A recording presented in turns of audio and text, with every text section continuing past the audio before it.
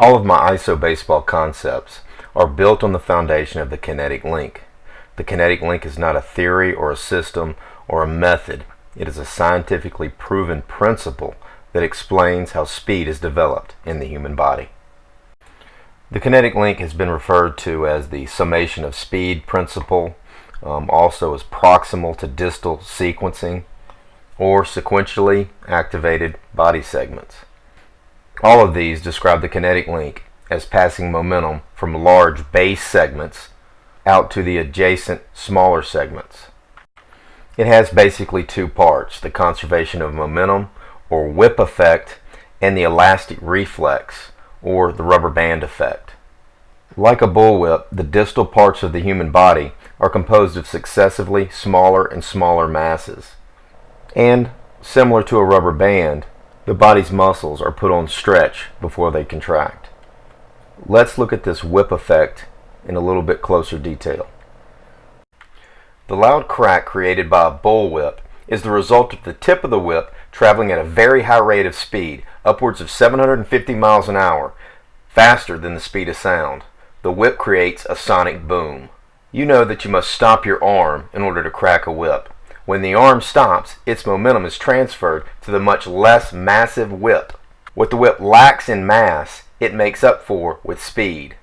It's very important to understand this concept, that when the arm decelerates, its energy and momentum is transferred to the whip. This energy is fed down the progressively smaller and smaller whip until it's all focused in the tip of the whip, which breaks the sound barrier.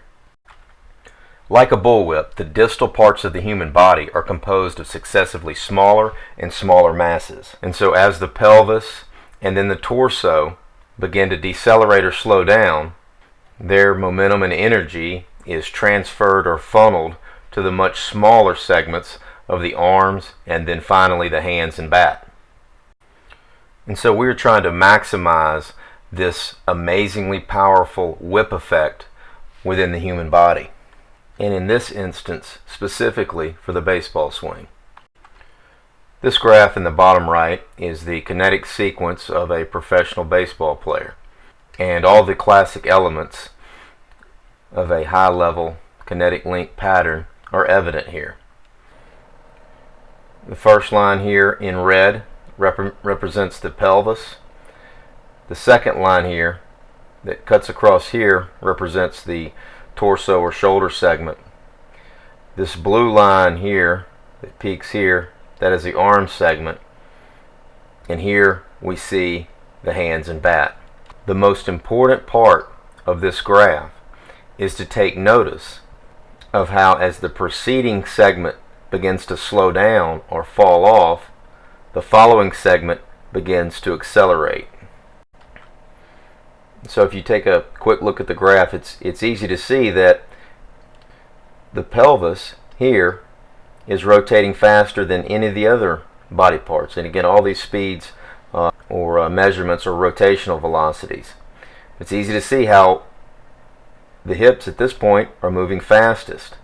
Okay, the hips continue to speed up, start to pull the upper half, the torso, and the arms with it. But the important part is here. As the hips begin to slow down here, they begin to fall off, you can see the torso and the arms, along with the hands and bat, they begin to speed up. They begin to accelerate. At this point, you have the arms here in blue and the hands and bat here in gold just riding the torso. Well, as the torso begins to fall off, you can see it falling off, cutting across here. We then see the arms pick up speed and peak here as the torso starts to lose speed. And lastly, as the arms begin to rapidly decelerate or slow down here, you see as they fall off, as this is dropping off, you can see the hands and bat head spiking right before contact. So as the shoulders and then as the arms begin to slow down, they pass their energy, they pass their momentum to the hands and bat, and then all of that energy and momentum is focused into the hands and bat, and we get this spike in rotational speeds just before contact. So again, just like the whip, As the torso and arms slow down, hands and bat speed up. So what does this mean to the hitter or the coach? It means we're not trying to spin through contact with a baseball. We're trying to focus or funnel energy to a concentrated point. Okay? And